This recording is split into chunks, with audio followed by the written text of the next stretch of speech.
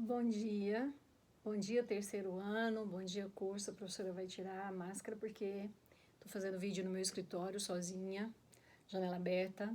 Vocês viram que é uma máscara bem literária, né? Mas nós vamos precisar para essa aula a nossa lista, a nossa primeira lista. E a professora selecionou alguns exercícios para comentar, né? E eu gostaria muito que você pegasse a lista, acompanhasse. Não é só conferir o gabarito, gente, mas é ver as características, ver as questões importantes relacionadas àquele momento.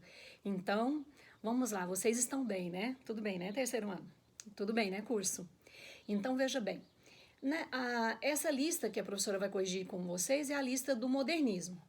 Nessa lista do modernismo, a gente começa com dois textos interessantes, que são dois textos com o mesmo tema. Isso na literatura, se você tiver esse controle, se você tiver esse domínio, vai dar certo. A gente entender que nós temos o mesmo tema, porém o ponto de vista e a maneira e a escolha do vocabulário é que é diferente.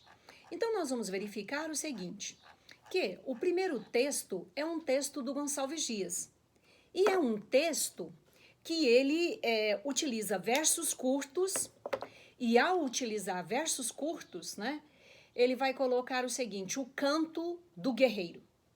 Aqui na floresta dos ventos batida, façanhas de bravos não geram escravos que estimem a vida, sem guerra lhe dar. Ouvi-me, guerreiro, ouvi-me cantar, valente na guerra, quem há como eu sou? Quem vibra o tacape com mais valentia? Quem golpes daria fatais como eu dou? Guerreiros, ouvi-me, quem há como eu sou? Então vamos centralizar o texto, vamos centralizar o autor. Nós estamos falando do Gonçalves Dias, que é um autor do romantismo, que é um autor da primeira geração romântica, que, portanto, o índio vai ser escolhido como o nosso herói, o índio vai ser a representação do nosso herói. Nós lembramos que nós temos um nacionalismo que trata-se de um nacionalismo ufânico. O que vem essa representação do ufanismo? Nós vamos mostrar, nós vamos evidenciar o lado idealizado da terra natal, o lado belo da terra natal. E aí nós temos um segundo texto, que é Macunaíma. Olha só, acabou-se a história e morreu a vitória. Não havia mais ninguém lá. Dera Tangolomanglo na tribo Tapaiumas. E os filhos dela se acabaram de um em um. Não havia mais ninguém lá. Aqueles lugares, aqueles campos, furas puxadores, arrastadouros, meias barrancos, aqueles matos misteriosos, tudo era solidão e deserto. Um silêncio imenso dormia à beira do rio Uraricoera. Nenhum conhecido sobre a terra. Não sabia nem falar da tribo, nem contar aqueles casos tão pançudos. Quem podia saber do herói? Aqui nós estamos falando do Macunaíma, do Mário de Andrade, que é uma obra do modernismo da primeira geração. O modernismo da primeira geração traz a temática do nacionalismo, sim, mas é um nacionalismo crítico. Então, quando o Macunaíma volta, né, porque o Macunaíma sai, né, da região amazônica, passa por São Paulo, Rio, quando o Macunaíma volta, olha, tinha acabado tudo. Então você vê que o ponto de vista é outro, e aí a gente tem uma pergunta retórica. Quem pode saber do herói? E a outra pergunta retórica, né? Quem há como eu sou? Quer dizer, quem existe como eu? Quem é forte como eu na valentia? Quem golpes daria como eu dou? E no Macunaíma, né? Olha só, quem poderia saber do herói? O que aconteceu? Então, veja bem, a leitura comparativa dos dois textos acima indica que ambos têm como tema a figura do indígena brasileiro. Ok, lembra, romantismo, modernismo. O romantismo, nacionalismo ufânico, idealizado. O modernismo, nacionalismo crítico, né? Então, apresentado de forma realista e heróica, como símbolo máximo do nacionalismo romântico. Ambos têm como tema a figura indígena brasileira, apresentada de forma realista e heróica, como símbolo máximo do nacionalismo romântico. A abordagem da temática adotada no texto escrito em versos é discriminatória em relação aos povos indígenas do Brasil. As perguntas "Quem há como eu sou?", do texto 1, "Quem podia saber do herói?", do texto 2, expressam diferentes visões da realidade brasileira. A letra A, né, a gente não pode concordar com ela porque veio realista primeiro, né? A figura do indígena brasileiro é apresentada de forma realista e heróica como símbolo máximo do nacionalismo romântico. Na verdade, o símbolo máximo do nacionalismo romântico, ela é apresentada não de forma realista, ela é apresentada de forma heróica. Agora, a letra C, quando diz "Quem há como eu sou", do primeiro texto, e "Quem podia saber", do segundo texto, visões da realidade indígena brasileira, e são visões diferentes? São. Porque do Macunaíma, né? Quem podia saber do herói? O que aconteceu com o herói? O que aconteceu com os povos indígenas? Agora, do primeiro texto, né? Quem é que é forte como ele? Quem é que é guerreiro como ele? Então, por isso que essa letra é uma boa letra para nós, né? Agora, a letra T, o texto romântico, assim como o modernista, aborda os extermínios dos povos indígenas como resultado do processo da colonização. O texto romântico não vai fazer essa abordagem, certinho, gente? O texto modernista, sim.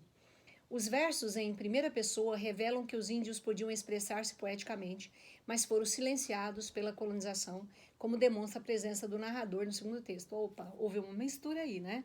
Como é um romance, a gente tem um narrador que vai contar a história, mas dentro da história a gente percebe que é o Macunaíma que conta primeiro para o papagaio, e quando chega um homem lá nas tribos indígenas, esse homem, então, vai ouvir o barulho do papagaio, fica com medo, mas quando ele vê que é um papagaio, desce o papagaio, conta as histórias do Macunaíma para esse homem, e aí esse homem diz para nós que ele vai pontear a viola e que vai contar a história para nós em uma língua estranha, né? E o poema é narrado em primeira pessoa, né? É escrito em primeira pessoa, tem momentos narrativos, porque tem a fala, né? Por exemplo, do Juca Pirama, né? O canto do guerreiro aqui. Você vê: "Ouvir-me, guerreiro, ouvir-me eu cantar. Guerreiros, ouvir-me, quem há como eu sou", né? Então, mas isso não significa que o índio expressava de forma poética, essa é a visão aqui, e que aí a colonização não deixou. A visão aqui é outra, né? É falar da questão da forma idealizada do guerreiro, forte, valente do guerreiro, né? E já da modernidade, não, né, gente? O Macunaíma retinto, demorou a andar, demorou a falar, a gente sabe de tudo isso. Então, bem na ótica da modernidade. O segundo, então, a letra C, ok, gente? Coerente aí a letra C, porque o mesmo tema, porém o ponto de vista diferente. O segundo texto que a professora selecionou, Namorados, é um texto do Manuel Bandeira, e o Manuel Bandeira muitas vezes tem a presença do humor, tem a presença da brincadeira, e aí você vai ver que é o poema narrativo, porque ele escreve na forma poética, mas ele narra, ele conta, né, uma história. Aqui, olha, Namorados, ele vai contar uma história, porque no modernismo da primeira geração, os gêneros se aproximam. A poesia se aproxima, né, do gênero narrativo, assim como o gênero narrativo se aproxima do gênero lírico, os gêneros se misturam. Então, o rapaz chegou-se para junto da moça e disse: "Antônia, ainda não me acostumei com seu corpo, com a sua cara." A moça olhou de lado e esperou. Você não sabe quando a gente é criança e de repente vê uma lagarta listrada? A moça se lembrava. A gente fica olhando. A meninice brincou de novo nos olhos dela. O rapaz prosseguiu com muita doçura: "Antônia, você parece uma lagarta listrada." A moça regalhou os olhos, fez exclamações. O rapaz concluiu: "Antônia, você é engraçada. Você parece louca." Então, aqui a gente percebe que a Antônia é a única para ele, né? No poema de Bandeira, importante representante da poesia modernista da primeira geração, né? destaca como característica. Letra A, reiteração de palavras como recurso de construção das rimas ricas. Ele repete palavras, tem rima rica. Uma primeira informação do modernismo da primeira geração é o rompimento com a forma fixa. A letra B, a utilização expressiva da linguagem falada em situação do cotidiano, do dia a dia. Um dos temas mais importantes do modernismo é o prosaico, é o cotidiano. A criativa simetria dos versos para reproduzir o ritmo do tema abordado. Simetria quando nós estamos falando de todos os versos do mesmo tamanho. E ali nós temos uma forma narrativa. Né? Então, um discurso direto, não dá para a gente aceitar a letra C. A escolha do tema do amor romântico, caracterizador do estilo dessa época. Opa, se o Bandeira é moderno, o tema do amor que ele escolheu ali é uma maneira romântica? Falar que a namorada parece uma lagarta listrada? Isso é uma visão romântica, gente? O recurso ao diálogo, o gênero discursivo típico do realismo. Não. O gênero discursivo é típico, é um recurso ao diálogo, sim. Mas esse típico discursivo é só do realismo? Não, né? Todo texto narrativo. E no momento da modernidade, nós temos a poesia se aproximando da prosa. E também, né, a prosa se aproximando da poesia. Então, para nós, qual é a melhor letra, né? Qual é a letra que preenche tudo que nós estamos buscando do estilo do Manuel Bandeira? É uma linguagem falada, porque eu tenho um discurso direto, né? E nada de sublimação. E o tema do cotidiano, do dia a dia. Tudo bem, gente? Então, por isso, a melhor letra, sem dúvida, é a letra C. O poema Erro de Português é um poema muito importante quando a gente está revisando a primeira geração. Por que é um poema muito importante quando estamos revisando a primeira geração moderna? Porque Oswald de Andrade, ele vai propor a utilização da fala, né? Da status de literatura para a fala. Então você percebe aqui, olha, quando o título Erro de Português, a gente pensa, nossa, qual vai ser o erro do português, né? A gente já leva para o lado da gramática, só que ele faz uma perspectiva diferenciada. Ele faz uma releitura do período da colonização. E ele faz uma releitura crítica desse período da colonização. Então, olha como também o poema é narrativo. Veja bem, quando o português chegou debaixo de uma bruta chuva, vestiu o índio, que pena, fosse uma manhã de sol, o índio tinha despido o português. Aqui a gente percebe que pena, né? Uma expressão da fala, dois verbos indicando essa questão da aculturação, de impor a cultura, vestiu, né? Impor a cultura, despir, se o índio tivesse conseguido influenciar. Então, o primitivismo observado no poema acima, de Oswald de Andrade, caracteriza de forma marcante o regionalismo do Nordeste, gente. O concretismo, o que é concretismo? É quando a gente escreve para ler e para ver, quando faz desenhos com as palavras, quando nós temos o desenho, a organização ali do desenho, né? A poesia pau-brasil, que a gente sabe que o Oswald de Andrade, ele foi líder, né? Ele criou o Manifesto da Poesia Pau-Brasil, que ele redescobre o Brasil na Europa. Pau-Brasil traz essa ideia do período da colonização. E depois o outro manifesto, né, do Oswald de Andrade é o Manifesto Antropofágico. Então, uma boa questão.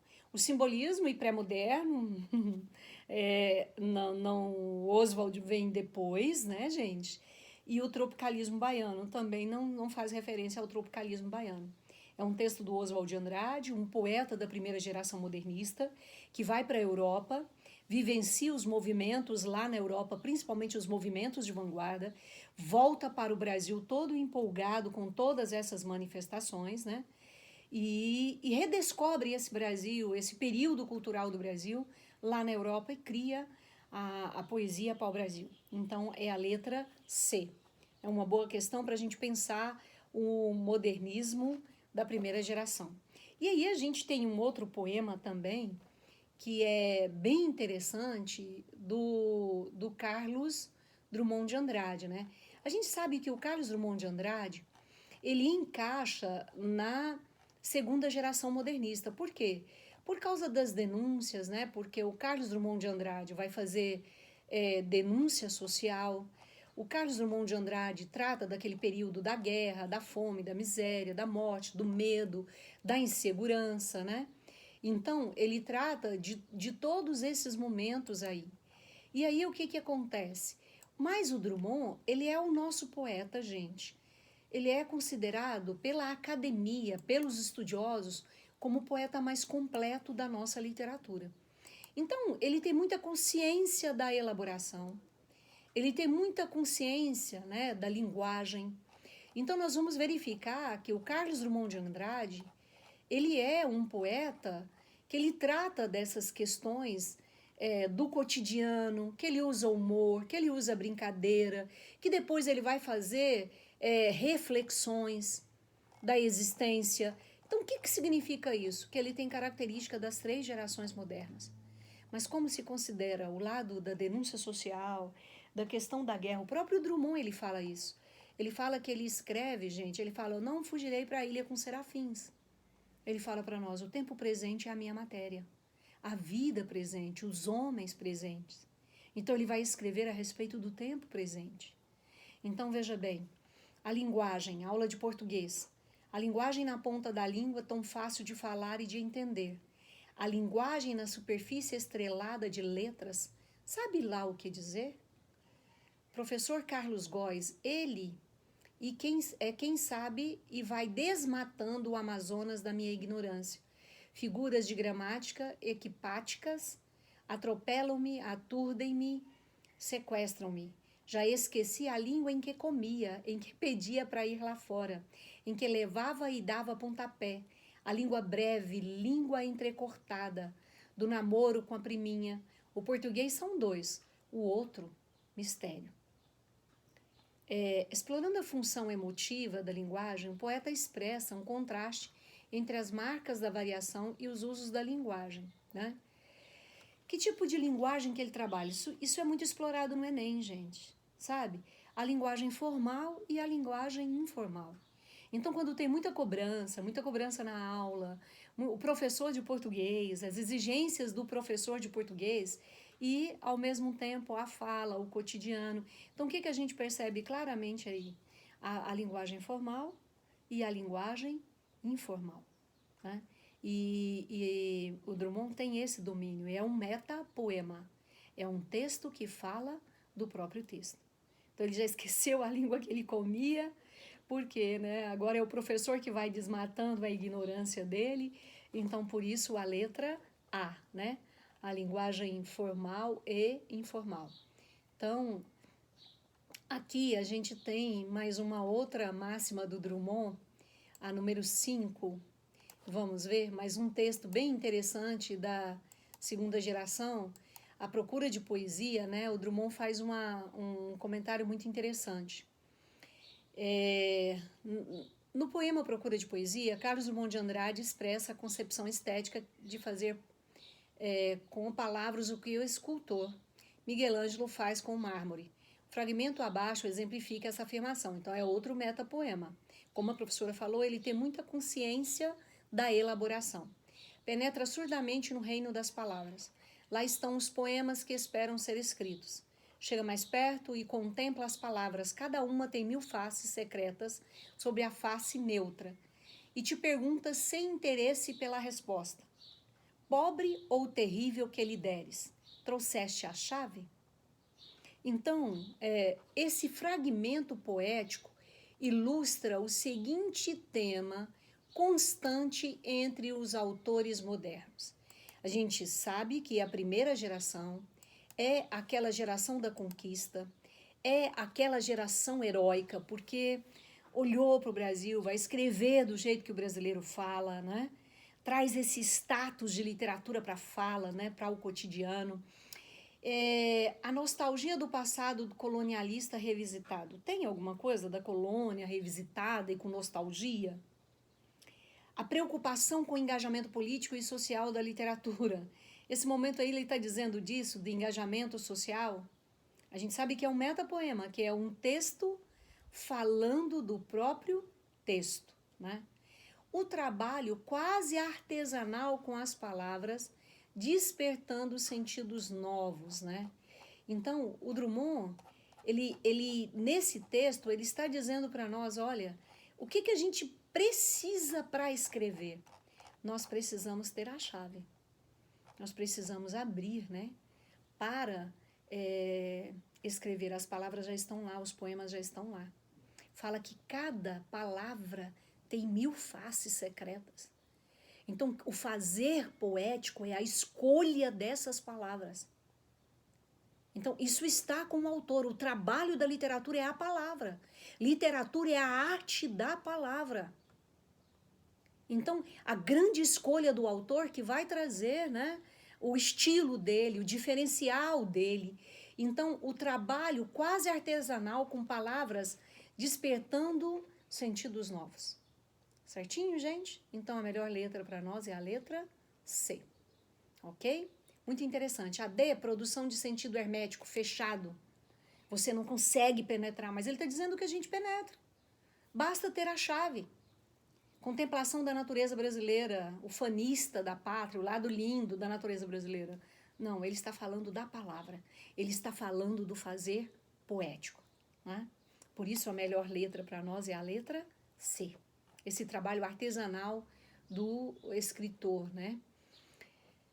Aqui agora a gente tem um outro grande escritor, né?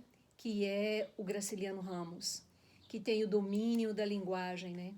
O Graciliano Ramos que vai dizer muito usando poucas palavras, né?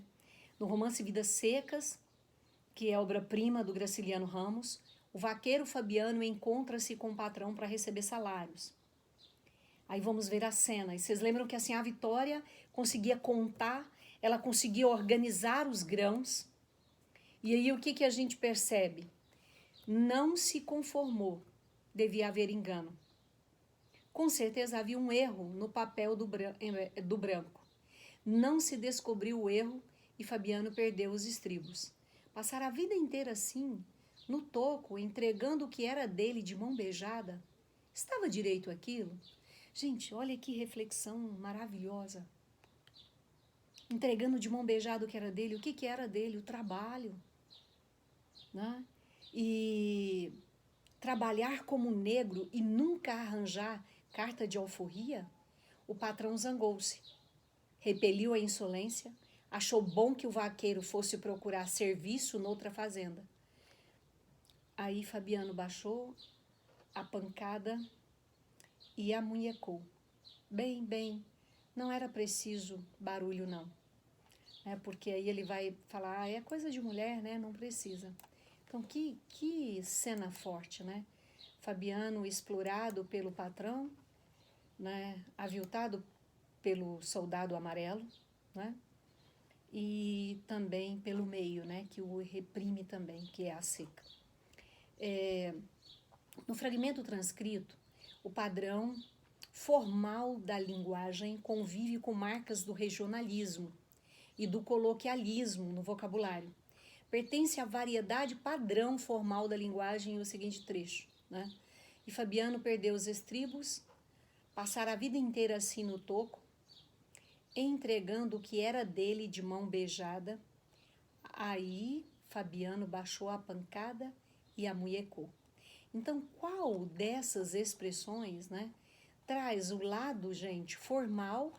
A nossa grande questão é buscar o quê? Nós temos que buscar o lado formal e o lado informal, né? Então, não é somente o lado formal, combinado?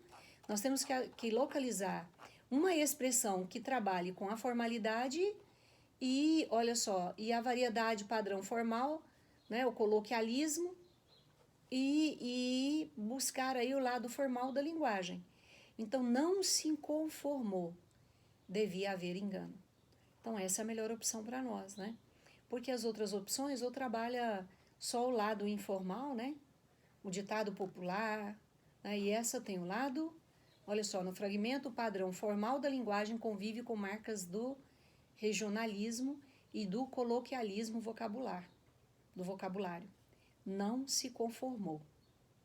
Devia haver engano. Devia haver, né, ao lado informal. Tudo bem, gente? Certinho? Então, por isso, a melhor letra para nós é a letra A. Bom, aí a professora escolheu esses textos para comentar, mas se vocês quiserem que a professora, no próximo vídeo, comente mais alguma questão, é só vocês falarem com a Lu, que a Lu retoma para mim. E aí eu preparo antes de começar a outra aula, eu comento com vocês, tá bom? Boas aulas para vocês, tá? Sempre faço os exercícios assim, procurando o texto, ver o que aproxima, de qual escola literária, certinho, gente, para na hora da prova nós termos segurança. Um grande abraço, gente.